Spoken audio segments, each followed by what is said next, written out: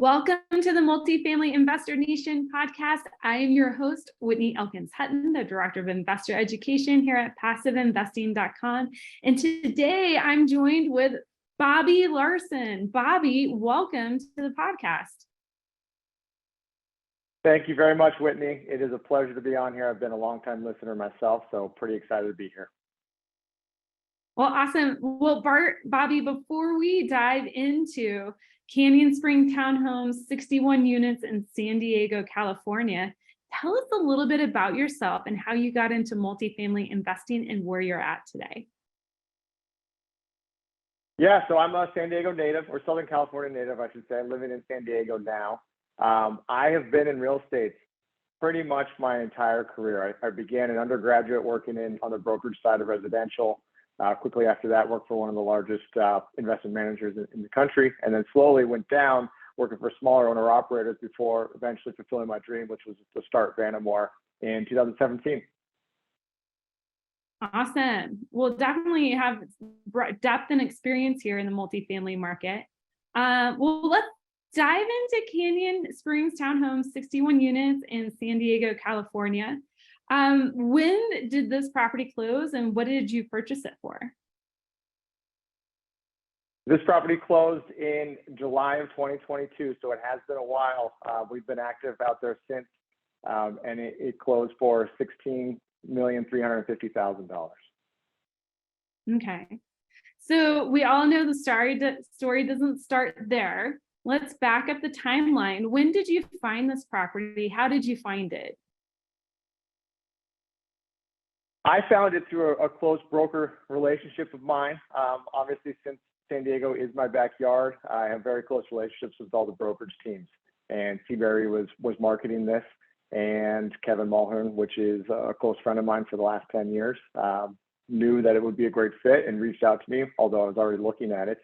But it definitely helped to have an inside relationship there. Awesome. And were you guys the only group looking at it, or were there other groups looking at it?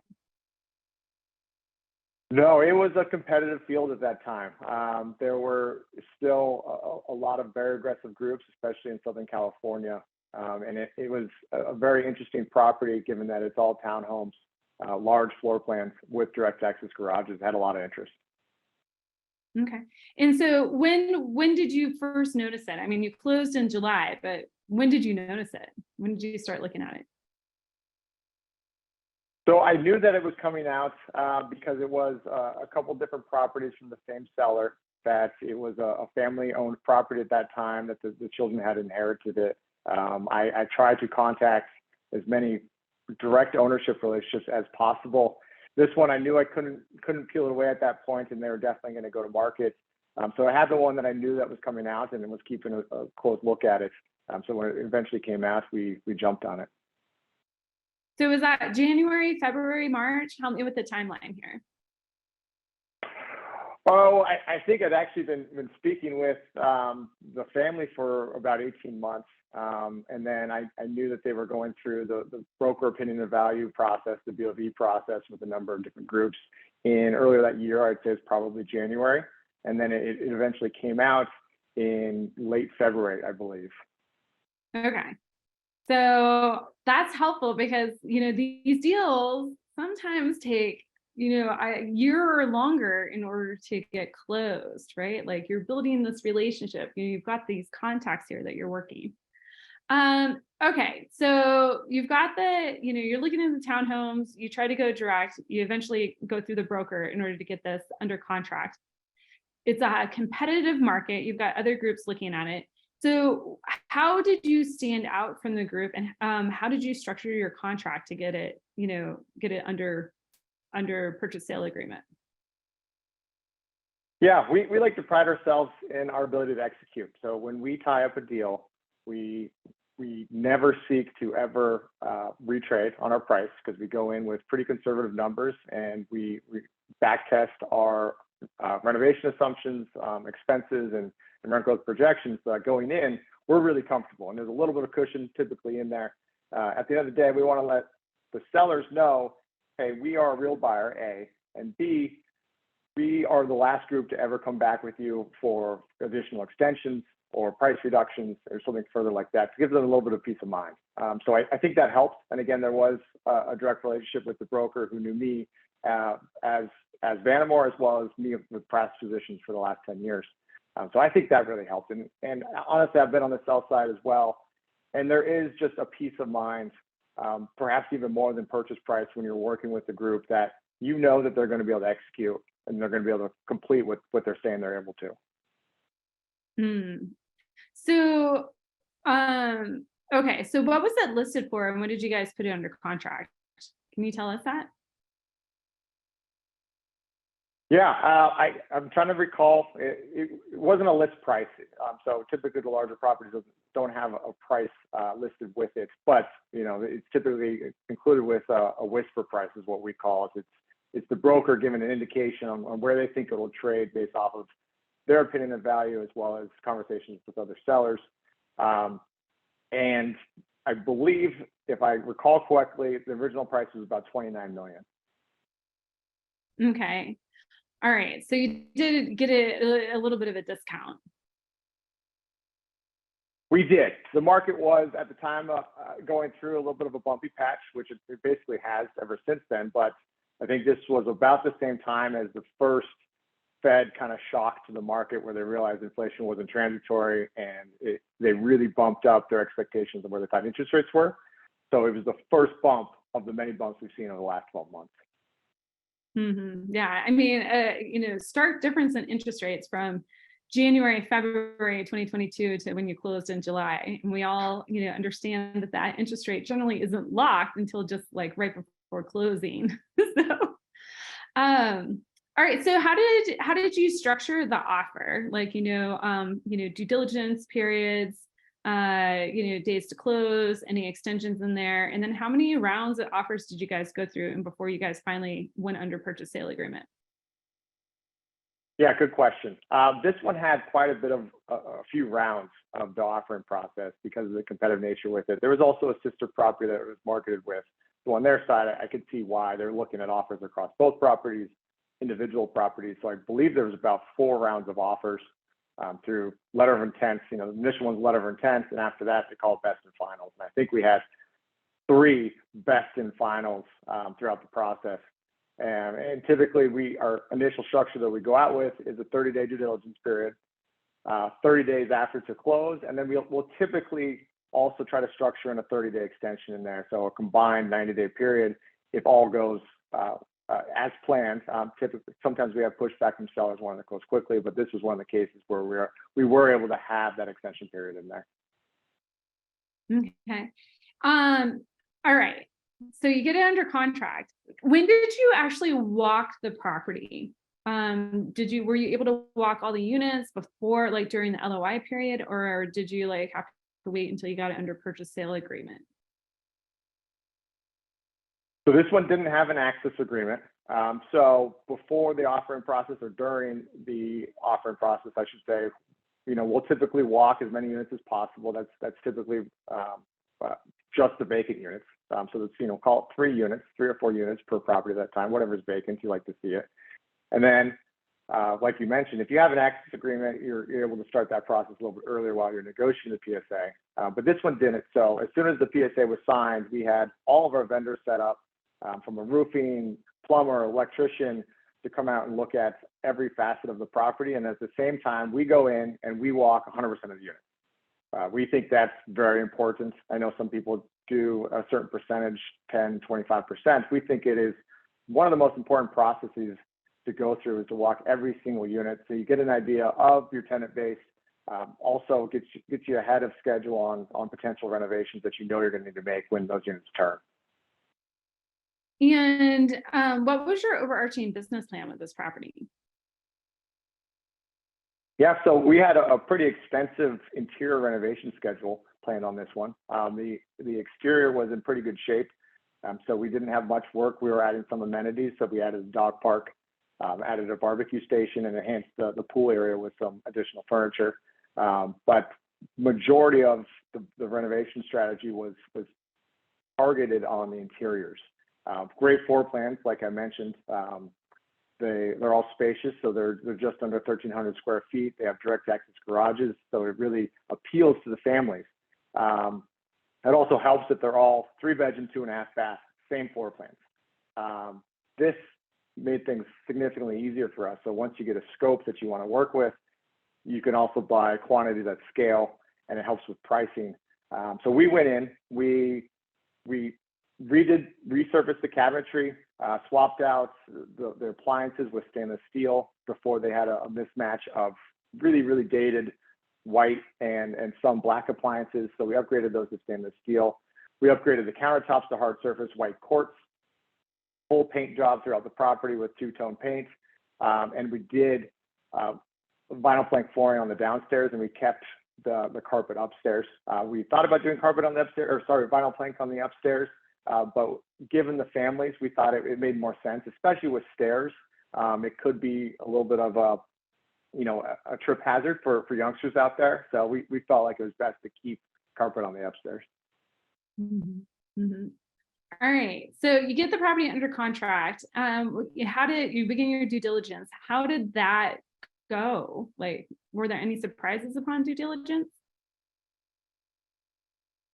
I'd say there's always surprises, but if you go in expecting there to be surprises in your numbers, you can mitigate those. So in some aspects, our budgets came back a lot lighter than we're expecting. And then in some areas, it was a little bit higher. So we look to just overall have a budget that can encompass everything that needs to be included.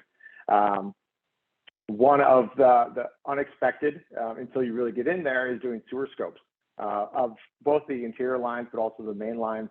And that's a big item that I think most people do, and they should definitely be doing on older properties, because if you get an overly corroded mainline sewer system, it's pretty expensive. And we had one that we had to replace, but it was again within our budget that we expected. And thankfully, other items like the roofs were relatively new. We had very minimal budget needed on the roofs, and we had some money there. So overall, it actually came in a little bit lighter than we expected for our budget. Okay. And so during this due diligence period, did you have any money down hard, or like what kind of earnest money did you put down on the property? We didn't have any money down hard, which is great. The last couple of years, that was very prevalent. Just day one to have hard money down, which makes the process difficult. Obviously, for us as sponsors, you have a lot of money at risk, and that could also provide a bit of a conflict of interest where you really want to make a deal to work if you have money down. That's non-refundable. This one we didn't. Typically, we will put 1% of the purchase price down as an initial deposit, and then we'll put another 1% down at the conclusion of due diligence. In this case, the initial deposit and the second deposit didn't become non-refundable until our due diligence period was up. So it gave us a great opportunity to really understand the condition of the property ahead of time without having any money at risk. Okay. All right. So we talked about the physical due diligence. What did you find on financial due diligence?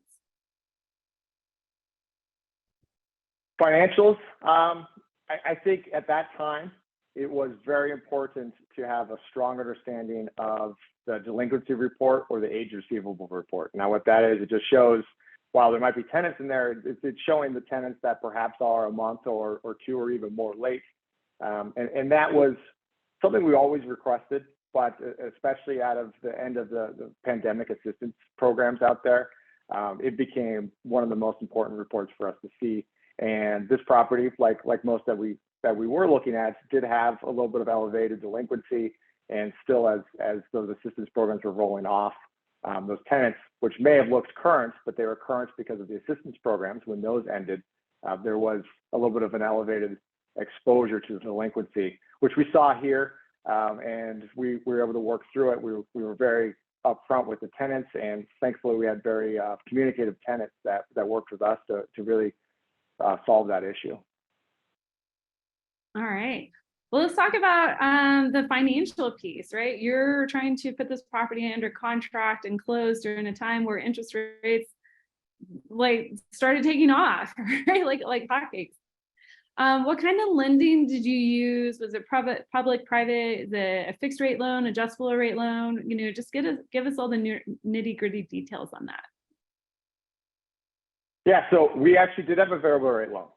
but it wasn't a high leverage loan. This came back to another relationship that we had. So we put on a bank loan, which was 60% loan to cost. We typically don't go too high on the leverage scale.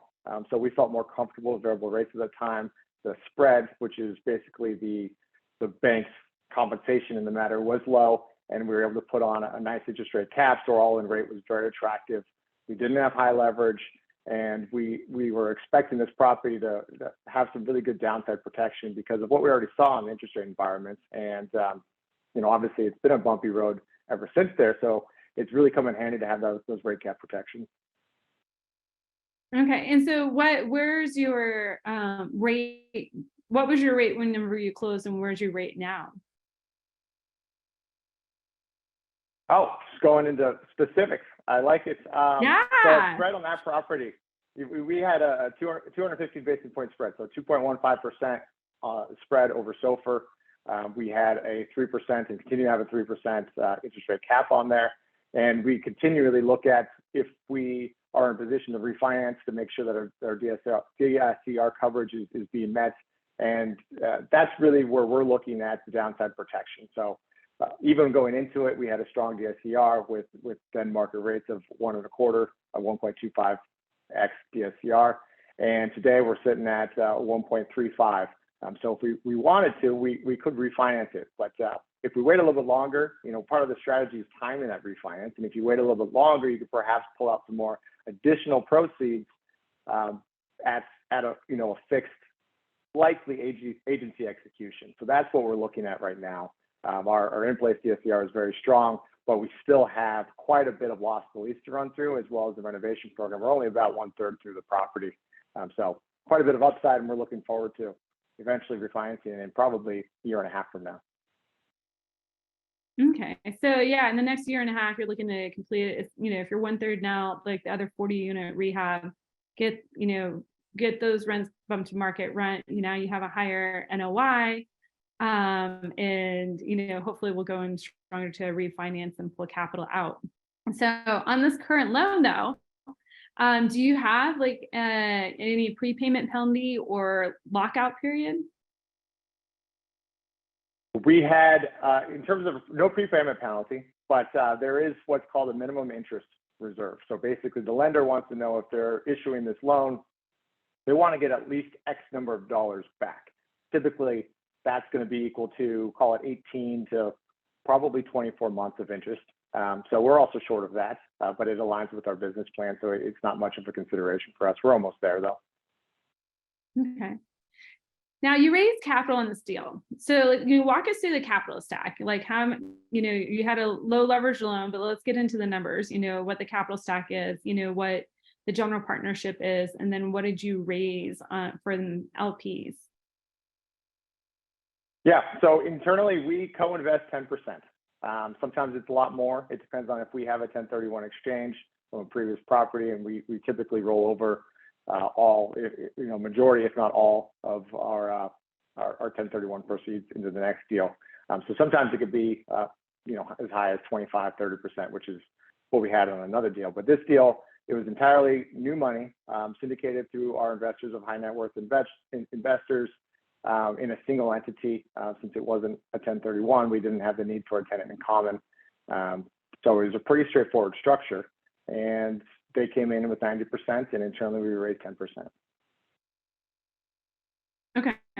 And so how did you structure this deal for your limited partners? Like was it preferred return? Was there additional splits? Was there IRR hurdle in there? Yeah, like most sponsors, we do have a waterfall and a promote structure. We like to keep it as simple as possible. Our investors most of them are very close family friends, but they're the doctors of the lawyers of the world. So they're oftentimes not as informed as us in the industry are. So waterfall structures can get complicated. We try to keep it simple. In this one in particular, we have a 2% acquisition fee. The preferred hurdle is an 8%. So investors get 100% of the cash proceeds up to an 8%, and after that, it's split 80% limited partners, 20% general partner. Okay, and then what's the whole timeline on this? So we'll look to either refinance or sell at end of a 5-year period. Typically, we like to have longer term holds. That's one of the areas that differentiates us, I think, from the industry. We don't like to flip investors in and out of deals, and I feel like they do appreciate that. So we'll most likely refinance this into a longer term, probably 7, perhaps 10-year hold. Okay. Well, let's talk about, just in wrapping up, like, what did you find easy that you thought would be harder? And then what was harder that you thought would be easier on this project? Good question. What I thought would be harder and turned out to be easier was actually the equity raise. I was a little bit nervous going into this one again because we started seeing some turbulence in the economy in general, but also obviously the commercial real estate space.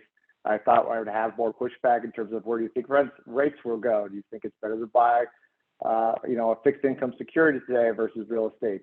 We didn't get too many of those questions. I think a lot of people saw the value of the deal. Our return projections were very healthy. And so we had quite a bit of an appetite from our investor network. So that was easier than expected. I would say the more difficult than expected was, again, on the financing side, just because we did have a variable component. From the beginning, we were intending on purchasing a rate cap. But during this short period of time, interest rates came up quite rapidly. The cost of that rate cap got more expensive. And you're sitting there in a position of, okay, if I factor in the cost of this rate cap, does the variable term still make sense? Or should I go with a fixed term structure, like an agency, Fannie or Freddie deal? So there was a lot more considerations and conversations internally on what the most optimal financing structure would be. And I think we ultimately got there, but obviously it was just more of a conversation. A lot of what we do is pretty straightforward, especially today. I can tell you 99% of what we do, if we're looking at a deal, it's probably going to be agency execution today. But then there was a lot more options and there was a lot more volatility in the different options that we had to consider. Well, Bobby, thank you so much for your time and expertise here today. If people want to find out more about you, where can they do so? Yeah, find me on social media. I would say LinkedIn is by far what I use the most. I'm pretty active on LinkedIn. Great content being put out there from others, and I try to mimic that. I think I put out good contact.